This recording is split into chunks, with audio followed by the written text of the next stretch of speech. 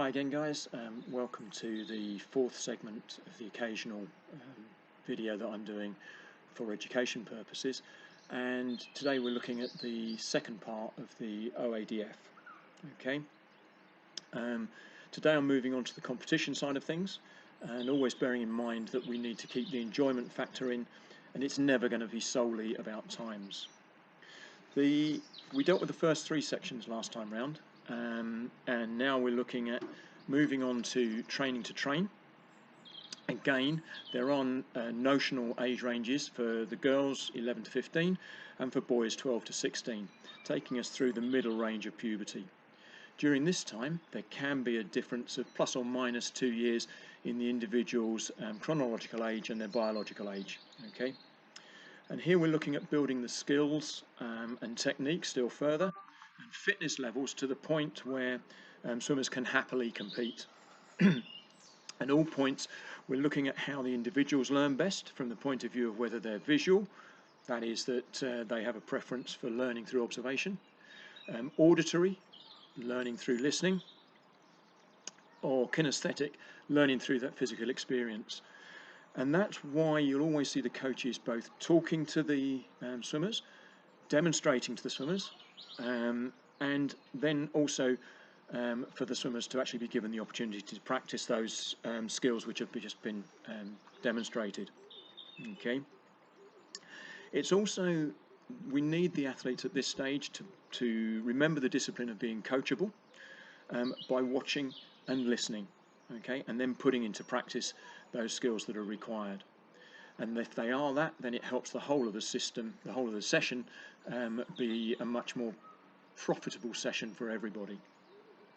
At this point, we're also looking at the various energy systems in the body, and this is something that's effectively a complete topic on its own, and maybe something I'll come back to in the future. The sessions are tailored with a specific emphasis every time, but most will include a variety of skill, endurance and speed for exactly this purpose. We work harder on specific drills to help improve athletes' stroke technique and their soft skills. And competition becomes an increasing part of the setup, no matter what level the individual is at. Swimmers will also start to look at specifics of competition in terms of race tactics, goal setting and debriefing in a little bit more detail. And this phase is typically where we as a club sit with our age group and our facilities available to us. We then move on, we're looking at training to compete.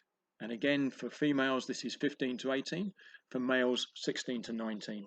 And at this stage, things within the aquatic sphere can become a little bit more discipline specific. You remember last time I talked about early specialization sports such as gymnastics. Okay, swimming isn't. Swimming is a long-term goal. They might, at this stage, look at becoming speed swimmers, i.e. in the pool, potentially open water. They might look at synchro or diving, water polo, etc., as being their key aquatic activity, but they normally will carry on doing most of them. All right. At this age, they're still looking at being multi-stroke and still looking at being multi-distance because they're not fully grown in most cases. And then they keep a variety in both training and competition. So we don't have 50-meter breaststroke swimmers. We don't have 1500-meter front crawl swimmers. We have swimmers and athletes. Our practice sessions are adapted to deal with the pressure of competition and the different stresses this puts on the individuals, both physically and psychologically. And we look at mental toughness as well as physical capability. And that's why you'll often see me throw in stand-up time swims for them at various points in the session, because it shows me who's capable at that point of pushing their limits and working hard and racing hard even when they're tired. The next station really is training to win. And this area requires probably more practice and training time than we as a club can currently give. And it's why we always say we're looking to give our athletes a good basis from which to move on when they move to university or senior swimming. and it's typically over 18 for females and over 19 for males.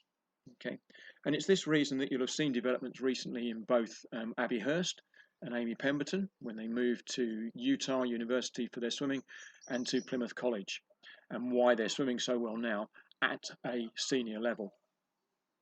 All right. We gave them the skills, and now they're physically mature. They've gone to programs where there is an in-depth swimming and land-based sessions, and they're developing wholly within their swimming. And then finally, there's what's called Active for Life, where as part of the pathway, we've engendered a love of physical fitness and aquatic sports in particular. And the athletes can settle into swimming as part of a healthy, active lifestyle. Many go on to teach and coach, as well as continuing to get in and participate. And here again, I refer back to my own son, who made national finals as a junior in the pool, including swimming medals, and including winning medals at open water. Okay, he moved up to swimming open water distances up to 10K, and at university moved into water polo, and then rowing, and then triathlon, where he competed at world age group level.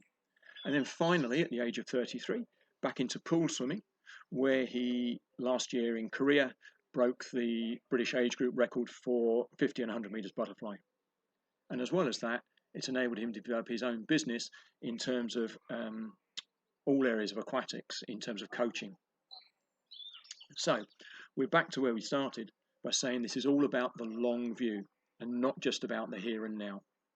It's a swimmer-centered approach, okay, reducing the incidence of swimming-related injuries because we give them good practice, good skills, good techniques, and we keep them in the aquatic family through positive experiences. And it's why I always say I'm really not worried about qualification for counties, regionals, nationals, etc. Let them develop in their own time, and our way of structuring the club allows just that to happen. Thanks for listening. Bye-bye.